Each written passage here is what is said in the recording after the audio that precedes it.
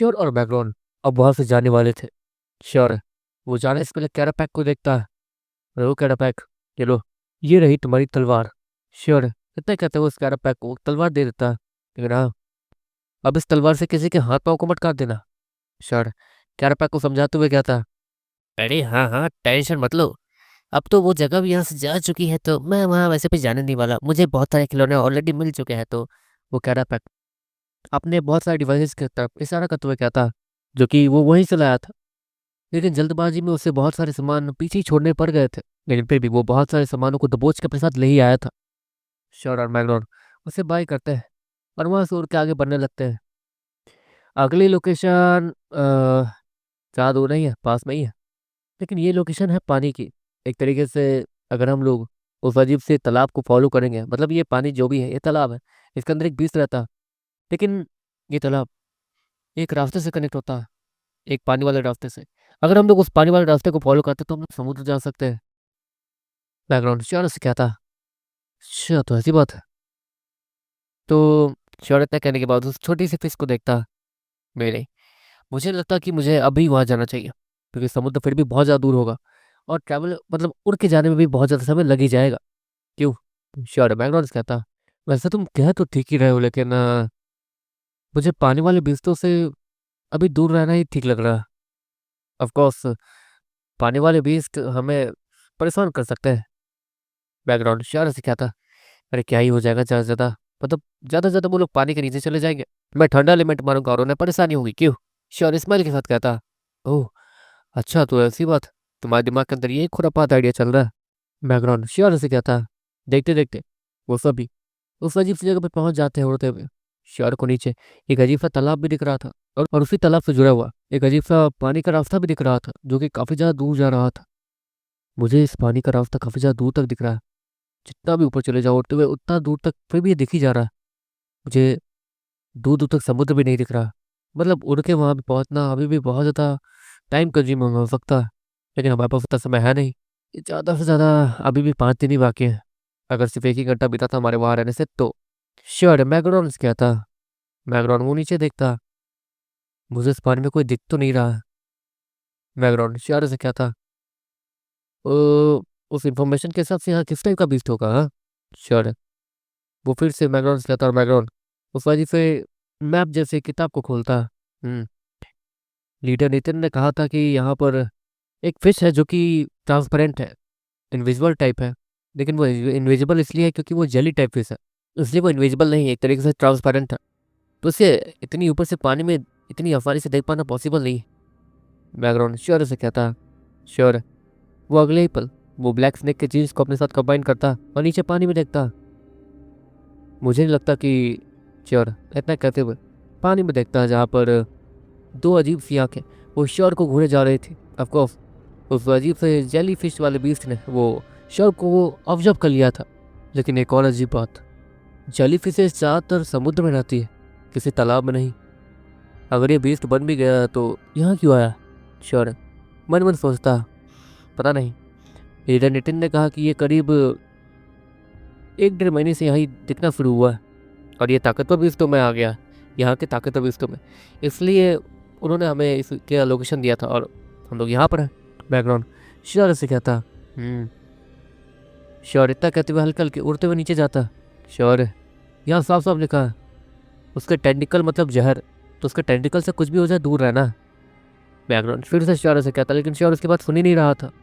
मेरे ख्याल से वो मुझे नहीं देख रहा है। श्योर मन मन सोचता, उस जेलीफिश की अजीब सी आंखें थी जो कि उसके सामने वाले 2 टेंटिकल में थी और वो उसी से सामने देख पा रहा था। जेलीफिश की आंखें वैसे दिखती तो है नहीं, उनके पास आंखें हैं भी है नहीं, वो श्योर को नहीं पता था। ऑफकोर्स इस समय में सारे बीस्ट म्यूटेट हो गए, तो नॉर्मल जानवरों के बारे में पढ़ना वो अभी सभी ने कम कर दिया था। श्योर उड़ते उड़ते पानी के बहुत ज़्यादा करीब चला जाता। श्योर क्या कर रहे हो। बैकग्राउंड श्योर पे चिल्लाते हुए कहता। श्योर उसे चुप रहने का इशारा करता। वो अपने हाथों को हल्का सा रफ करता, जिसके बाद देखते देखते श्योर के हाथों में बहुत सारी ठंडर दिखने लगती है। अगली पल श्योर अपने हाथों से बहुत सारी ठंडर सीधे उस तालाब की तरफ फेंकता। वो जेलीफिश हल्का सा ऊपर आती है और जैसे वो ठंडर उसके सर पे बने हुए उस अजीब सी चीज़ से टकराती है, देखते देखते वो ठंडर रिफ्लेक्ट होती है और सीधे श्योर की तरफ ही बनने लगती है। श्योर वो तुरंत अपने हाथ को आया करता है, उस ठंडक को दोबारा अपने हाथों के अंदर, अपनी बॉडी के अंदर कंज्यूम कर लेता है। इसके पास रिफ्लेक्शन टाइप पावर्स है, मतलब ये किसी भी टाइप के पावर को रिफ्लेक्ट कर सकता है। श्योर, मन में सोचता, "हम्म, ऐसे पावर्स को नहीं, लाइट एलिमेंट और थंडर टाइप एलिमेंट्स को ये अच्छे से रिफ्लेक्ट कर सकता। बाकी एलिमेंट्स के साथ ये कर सकता है या नहीं?" मैग्रो ने इतना कहने के बाद उसकी आंखों से तेज सूरज की रोशनी निकलने लगती है, जिसके कारण अब वो पानी वो थोड़ा सा गर्म दिखने लगा था, उसमें से बहुत सारी भाप भी निकलने लगी थी। लगता है अब ये फंस सकता है। श्योर, इस्माइल के साथ कहता। वो जेलीफिश, वो ये सब देखने के बाद वो अपने आसपास देखता, जिसके बाद देखते देखते पानियों में बहुत सारी हलचल होने लगती है और दो अजीब से मछली जो कि बहुत ज़्यादा अजीब थे, उनकी अजीब सी चोंच थी जो कि खंजर की तरह, तलवार की तरह नुकीली थी। वो तेजी से पानी से जंप करते हैं और मैग्रोन की तरफ बनने लगते हैं। श्योर, मैग्रोन को तुरंत ही पकड़ के ऊपर उड़ना शुरू कर देता है और वो मछलियाँ ज़्यादा ऊपर तक नहीं आ पाती है, लेकिन वो किसी रॉकेट की तरह ऊपर लॉन्च होकर आ गई थी।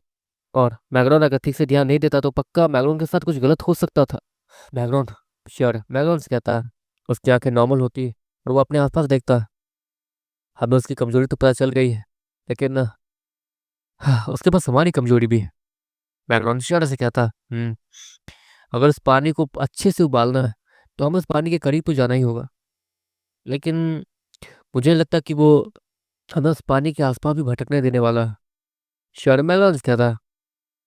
वैसे तुम्हें क्या अजीब लग रहा था, फिर से बता सकते हो?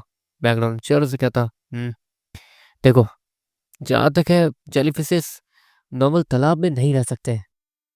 ये पक्का उस रास्ते से समुद्र से आया, लेकिन क्यों आया है वो नहीं पता। अगर वो मुझसे बात करने के लिए तैयार हो जाए तो श्योर, वो बैकग्राउंड से कहता, क्योंकि इस कुछ दिनों में ही श्योर को काफ़ी ज़्यादा अजीब चीज़ें महसूस करने को मिली है जो कि पानी से जुड़ी हुई थी। श्योर, वो हल्का हल्का आगे बढ़ता, उस तालाब के पास जाता। सुनो, श्योर, वो हल्के बाद में कहता, लेकिन कोई भी बाहर नहीं आता। इसके बाद श्योर ऊपर आसमान में देखता जहाँ पर अंधेरा छा रहा था। अरे यार, ये तो रात हो चुकी है, अभी कोई फर्क नहीं पड़ेगा अगर मैं। श्योर इतना कहते हुए हल्का सा आगे बढ़ के देखता जहाँ पर वो हरे रंग का जेलीफिश वो चमक रहा था। तो ये हरे रंग का है और लाइट के साथ चमक रहा। अंधेरे में तो इसे मारना और आसान हो जाएगा। श्योर मन मन सोचता, उसके रोशनी की वजह से पानी में जितने भी फिश टाइप बीस्ट थे वो सभी दिख रहे थे। श्योर कुछ देर तक वहीं पास के पेड़ पर चढ़ के उन्हें अच्छे से ऑब्जर्व करता। ये सभी एक जगह ग्रुप बनाकर बैठे हुए हैं किसी रीजन से, और ये बाकी सारे अजीब से बीस्ट जिनके चेहरे किसी तलवार जैसे हैं, ये उस जेलीफिश को प्रोटेक्ट कर रहे हैं, जैसे कि ये जेलीफिश उनके लिए बहुत ज़्यादा इंपॉर्टेंट हो। पर क्यों?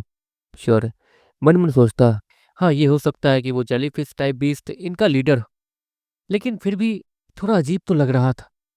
वो सब एक जगह ग्रुप बनाकर कुछ बातें कर रहे थे। उनमें से एक फिश वो थोड़ा अलग हो जाता है और तैरते हुए उस रास्ते से आगे बढ़ने लगता है, जैसे कि वो समुद्र में जाने की कोशिश करने वाला हो। वो काफ़ी ज़्यादा तेज स्पीड के साथ आगे तैर के जाने लगता है। मैं उनके ज़्यादा करीब गया तो उन्हें पता चल जाएगा। मैं उनके ज़्यादा करीब रहूँगा तो मैं उनके दिमाग की बातें भी कम से कम पढ़ सकता हूँ कुछ समय के लिए, और मैं उनकी बात सुन तो सकता हूँ, लेकिन उसके लिए मुझे पानी में जाना होगा। सारी परेशानी मेरे सर के ऊपर है। वो पानी के अंदर है, मैं पानी के बाहर, इसलिए मैं उनकी बात नहीं सुन पा रहा हूँ। ना ही मैं उनके ज़्यादा करीब हूँ जिससे मैं उनकी दिमाग की बातें पढ़ पा रहा हूँ। और श्योर इतना कहते हुए उसी बीस्ट को देखता जो कि तेजी से तैरते हुए उस रास्ते से समुद्र की तरफ जा रहा था। श्योर अपनी जगह से मूव करता, और जब वो बीस्ट उस तालाब से काफी ज्यादा दूर आ जाता है तो अचानक से ही उस बीस्ट को जोरदार झटका लगता, जिसके कारण वो बीस्ट वो कांपते हुए अचानक से पानी के बाहर आके गिरता और छटपटाने लगता। श्योर वो उस बीस्ट के सामने आता और उसके मुंह पे लगे वो उस तलवार को पकड़ लेता ताकि वो उस तलवार से किसी पे हमला ही ना कर पाए। वो बीस्ट तेजी से छटपटाना शुरू कर देता और गुस्से से श्योर को देखने लगता। देखो, मैं तुम्हें मारना नहीं चाहता हूँ, बस तुमसे कुछ चीजें जाननी है। श्योर इस्माइल के साथ कहता, हमसे हमारी चीजें हमसे हमारी चीजें जुर्मोगे, तुम्हें हमारा शरीर कभी नहीं मिलेगा। वो अजीब सा फिश जिसके मुंह को ईश्वर ने पकड़ रखा था ताकि वो अपने मुंह को खोल के अपने तलवार जैसे मुंह से किसी पे हमला ना करे, इसलिए ही ईश्वर ने नॉर्मली इसका मुंह को पकड़ रखा था। लेकिन वो जो बोल रहा था ईश्वर को ठीक से समझ नहीं आ रहा था, लेकिन अब तक उसने जो बोला वो ईश्वर समझ चुका था एक तरीके से सारी चीज़ों को जोड़ के। अगले पल वो अजीब सा मछली, उससे कुछ होता है। उस मछली की आंखों से अचानक से ही खून के आंसू निकलने लगते हैं और उसकी पूरी बॉडी वो गर्म होने लगती है। श्योर तुरंत ही उस मछली को छोड़ता है, जहाँ पर वो छटपटाते हुए पानी में जाने लगता है।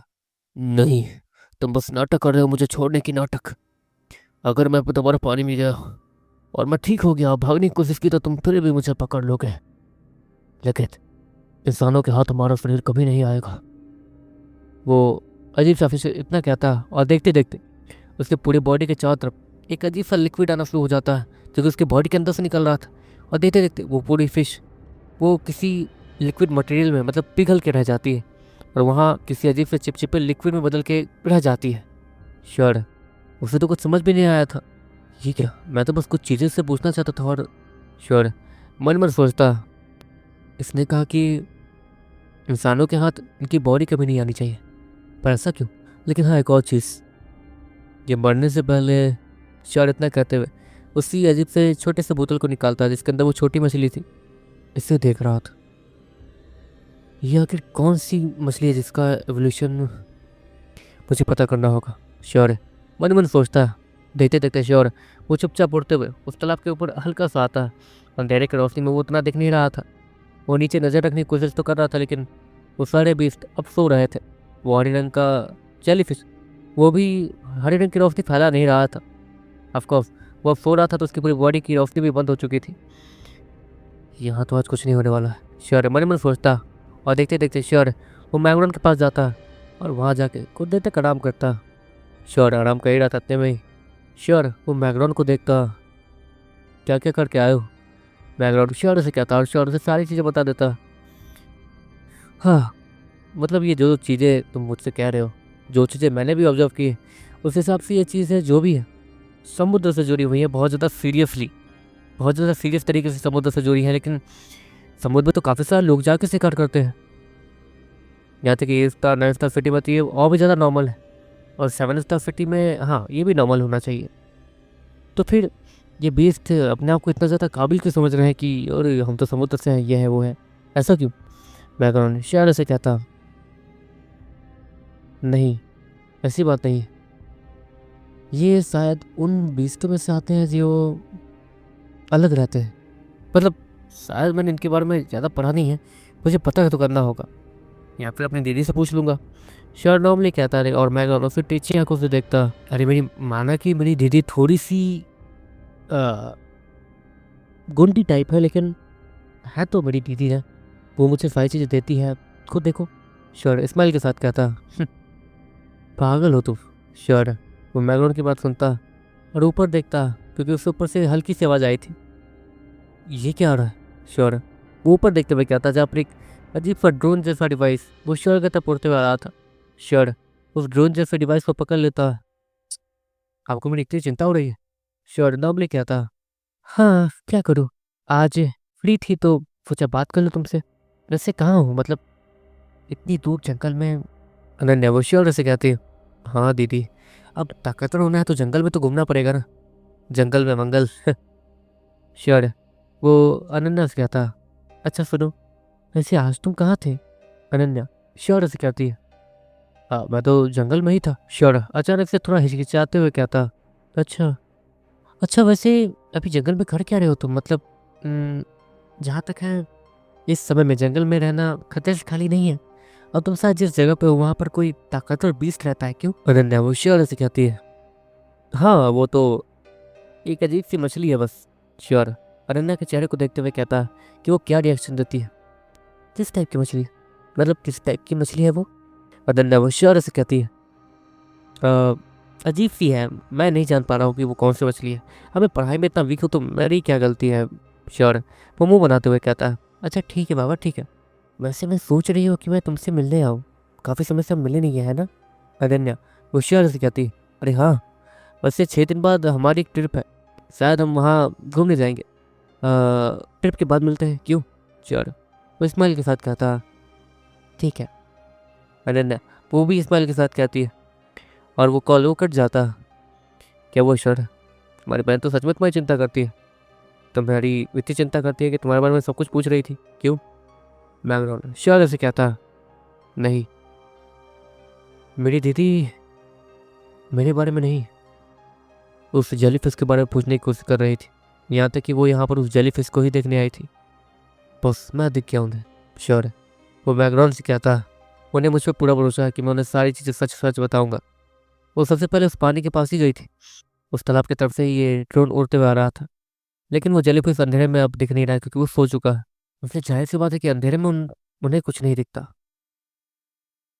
मुझे कुछ करना होगा, श्योर। इतना कहने के बाद वो उठकर आगे बढ़ता। ओए सुनो, श्योर। वो चिल्लाते हुए कहता, और अगले ही पल पानी के नीचे एक अजीब सी हरे रंग की रोशनी चमकती है। मेरी बात ध्यान से सुनो, कोई आ रहा है तुम सभी को पकड़ने के लिए। क्यों? श्योर।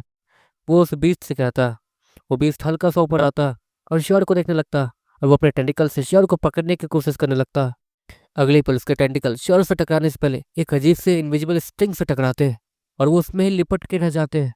अगले ही पल एक अजीब सी तलवार ऊपर उड़ते हुए जाती है, और वो अजीब सी तलवार जिससे वो स्ट्रिंग जुड़ी हुई थी और उस स्ट्रिंग से उस जेली फिश के टेंटिकल्स जुड़े हुए थे, एक एक से लिपट चुके थे। वो तलवार जैसे ऊपर जाती, वो जेली फिश वो पानी से ही बाहर आ जाता और उल्टा लटका रह जाता। वो जेली फिश वो आसपास देखता, आपको उसका जहर वो उस स्ट्रिंग पे काम नहीं कर सकता था। देखो, मैं जो कह रहा हूँ चुपचाप सुनो, मैं तुम्हें मारना नहीं चाहता हूँ, श्योर। उस जेली फिश से कहता। तुम मुझसे कुछ भी उगलवा नहीं पाओगे। वो अजीब सी आवाज़ उस जेली फिश के अंदर से आती। मुझे तुमसे कुछ नहीं उगलवाना, मैं बस तुम्हारी जान बचाना चाहता हूँ। कुछ लोग हैं जो कि कल तुम्हें ख़त्म करने आएंगे या फिर तुम्हें पकड़ने के लिए। मुझे नहीं पता कि क्या चल रहा है क्या नहीं, मैं बस चाहता हूँ कि तुम लोग जिंदा बच जाओ, समझे? मिसअंडरस्टैंडिंग में अपने आप को जान से मत मारो, मेरे सामने तो बिल्कुल नहीं, श्योर। वो उस जेलीफिश से कहता। और इस मदद के बदले तुम्हें क्या चाहिए? वो अजीब सी आवाज़ श्योर के कान में जाती है। अब देखो, मैं संत बाबा तो हूँ नहीं जो फ्री में सारे काम करूँ, तो मुझे तुम्हारा न्यूरोकोल लिक्विड चाहिए बस। और मैं ये जानने में भी इंटरेस्टेड नहीं हूँ कि तुम लोग यहाँ पर क्यों आए हो, वरना तुम लोग खुद को ही मार लेते हो, और मुझे बुरा लगता है मेरी वजह से अगर कोई मरे तो, श्योर। उस जेलीफिश से कहता, और वो जेलीफिश कुछ सोचने लगता। ये नामुमकिन है। इस जगह पे किसी को भी कैसे पता हो सकता है कि हम लोग क्या करते हैं क्या नहीं, और हमारी क्या अहमियत है? वो जेलीफिश श्योर से कहता, वही तो, जो लोग आ रहे हैं वो इस सिटी के है ही नहीं, करीब नाइफ्ता सिटी के हैं, तो खुद समझ जाओ, श्योर है। वो उसी जेलीफिश से कहता। अगले पल देखते देखते वो जेलीफिश थोड़ा सा चमकने लगता है, और उस जेलीफिश के टेंटिकल्स वो एक अजीब से बॉडी को शेप में देने लगते हैं। वो टेंटिकल्स एक अजीब सा शरीर बना रहे थे। देखते देखते हाथ पाँव पूरा बॉडी वो तैयार हो जाता है, और उस जेलीफिश का ऊपर वाला हिस्सा वो उस अजीब से आदमी के सर के ऊपर किसी टोपी की तरह दिखने लगता है। वो आदमी अपनी आंखें खोलता है, और वो बिना कपड़ों के था। देखो, तुम बिना कपड़ों के हो, तुम हमें देखने में अजीब लग रहे हो, प्लीज़, श्योर है। वो उस ह्यूमनॉइड जेलीफिश से कहता, जिसके पास ह्यूमन बॉडी थी। देखो, मैं नहीं जानता कि तुम कौन हो, तुम मेरी मदद क्यों कर रहे हो। हाँ, ऑफकोर्स तुम्हारी लालच भी इसके अंदर शामिल है, लेकिन मैं यहाँ से जाने से पहले वो छोटी मछली तुमसे लेना चाहता हूँ। बदले में तुम्हें मेरा नीडोकोड चाहिए, मतलब नीडोकोड लिक्विड चाहिए तो ले लो।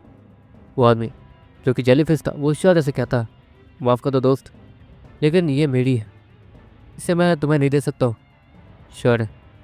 वो उसी ह्यूमनॉइड जेलीफिश से कहता, मैं नहीं तो कोई और। वो जेलीफिश वो श्योर से कहता, अरे इस छोटी सी प्यारी सी बच्ची के पीछे क्यों पड़े हो? हाँ, श्योर थोड़े गुस्से में और फ्रस्ट्रेट होते हुए कहता, ऑफकोर्स इस छोटी सी मछली के पीछे लोग ऐसे क्यों पड़े हुए हैं? तुम नहीं जानते कि ये सिर्फ एक छोटी मछली नहीं है, ये माफ़ कर दो, लेकिन मैं तुम्हें सारी चीज़ें नहीं बता सकता। तुम मुझे ये दे रहे हो या नहीं? वो जेलीफिश ह्यूमनॉइड जेलीफिश श्योर से कहता, नहीं, श्योर। वो डायरेक्ट नहीं बोल देता। ठीक है, अब हमें पकड़ने कोई आ रहा है तो हमें यहाँ से निकलना तो होगा ही। वैसे भी वो हमें पकड़ नहीं सकते, अगर मैं पकड़ भी लिया तो उन्हें हमारी डेड बॉडी भी नहीं मिलेगी। वो जेलीफिश इतना कहते हुए आगे बढ़ता, अपने हाथ को आगे करता, थोड़ा टेढ़ा करके। क्या? श्योर इतना कहता, उसे कुछ समझ आता है। श्योर उसके चेहरे पर हल्की सी स्माइल आती है, और वो नीडोकोर इंजेक्शन निकाल कर सीधे उस नीडोकोर में डाल देता है जो कि ह्यूमनॉइड जेलीफिश के हाथों में था। वो वहां से नीडोकोर लिक्विड निकाल लेता है और पीछे हट जाता है। एक बात तो याद रखना लड़के, मैं नहीं तो कोई और आएगा जरूर। वो ह्यूमनॉइड जेलीफिश वो श्योर ऐसे कहता, लेकिन ये तो बताते जाओ कि आखिर क्यों आएगा, श्योर। वो एक बार फिर से उस ह्यूमनॉइड जेलीफिश से कहता, लेकिन वो जेलीफिश वो पीछे पलट के देखता और स्माइल करता और फिर आगे वो तेजी से पानी में कहीं गायब भी हो जाता है तैरते हुए।